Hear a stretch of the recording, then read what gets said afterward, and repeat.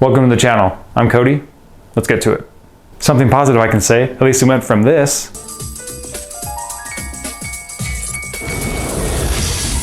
Where are we? to this.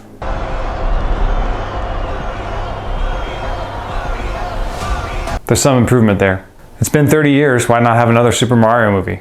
The Mario Brothers are back in theater? I mean, were they in theater before? Technicality? Yeah, obviously they were technically in the theater before. Even if they didn't make money and no one else was there, they were there on the screen. Semantics aside, but in animated form, probably the form they should have been in originally. This is a movie pretty made for kids. Minimal jokes for adults. I wasn't laughing too often. There's a good amount of slapstick. The kid have a pretty good time. So happy to see all the Mario stuff in theater. Oh my gosh, it's on the big screen now. It's not on my TV at home. The '93 movie had John Leguizamo and Bob Hoskins, one of which has a little bit of Italian heritage. I kept thinking the Super Mario Bros. Are Italian. They're definitely not, because now this has Chris Pratt, Charlie Day, Anya Taylor-Joy, and Jack Black as our main characters. Fairly non-Italian cast. Right, Donkey Kong, played by Seth Rogen. For some reason, I think this is the best cast. It works. His voice works. His laugh always usually bugs me. Works as Donkey Kong. Also, Jack Black as Bowser pretty much steals the movie, I think. He has a song about Peach that is the funniest part of the movie, and I would watch the whole song, and I would buy it, and I'd listen to it more than once. The movie overall is all right. The biggest thing I think it has against it is the pace. It's just kind of wham bam. Sometimes when I'm in a scene, I was enjoying the scene itself, and then we just fast forward to another scene. That was always jarring, and for trying to keep an overall decent story arc. Yes, the animation was fair. It was classic Secret Life of Pets, Despicable Me, Illumination. Pretty much what you'd expect. And the only minion was at the beginning. Bummer.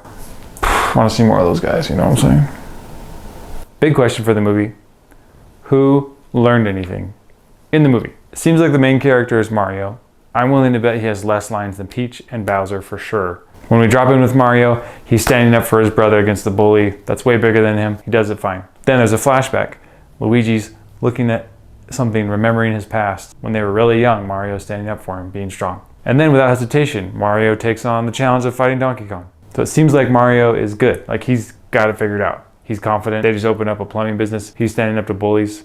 I don't see him having learned anything in this. Luigi definitely learned a bit. He gained some confidence. It wasn't satisfying at all when he gained it. Bowser was probably the most emotionally vulnerable person in the whole movie by a lot. But there's one problem. There's a human, has a mustache, just like you. He's in love with Peach and he's trying to woo her, and then Mario comes in and he gets jealous. Easily the most consistently funny thing in the movie is a little thing, I'm sorry I don't follow Mario too, a little blue thing floating around that's being constantly depressed and depressing everyone around it. Most consistently funny thing in the movie. I mentioned each scene is pretty decent on its own. Perhaps my favorite was Rainbow Road. Wahoo! Tiny bit of Mad Max feeling, but not as much as other movies have done lately to try to copy the Mad Max feeling. Going back to the animation, it's the classic Illumination. It's like the animation is not as detailed as Disney can be. It isn't matching the voice acting as much. The mouth movements at times felt like they weren't even with the voice. Yeah, and like Peach is an abandoned baby, I guess? That's crazy. Am I not gonna follow up on that at all? The clashing of Mario and Luigi with the other world, which is basically every other character in the movie, feels unnecessary even. Why not just have them be there? It doesn't matter, it's fine. They don't need to clash. At the end, they clash and it doesn't feel like it adds any value. Again, with growth, there's a tiny bit about Mario and Donkey Kong and issues with their father, and they just mention it. It's a tiny bit. But they do the Mario music, and it is fun. It's fun. Yeah, it's pretty fun. It's fun to hear the music in theater. It's fun to hear the Mario beats in theater.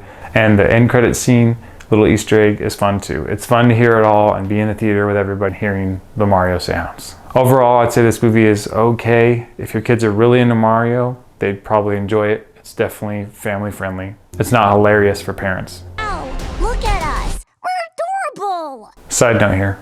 Chris Pratt is just everywhere. He's every voice. He's in everything. As soon as Super Mario movie was over, they started playing a trailer, Guardians, Chris Pratt.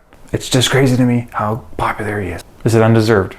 Probably not, but it's crazy. And these were all the thoughts I could about muster about Super Mario Bros. 2023. I hope it makes a decent amount of money. They would love for it to be another franchise. Apparently the Super Mario World in Universal is fantastic. I can't wait to go. Leave a comment about what you liked in the movie, what you love about the 1993 classic Super Mario Brothers, where everyone is real, except for the weird things with things in their heads, and there's a meteor, and what is this, and what was that, and why did it happen? Why? And that's the end. Enjoy the next video.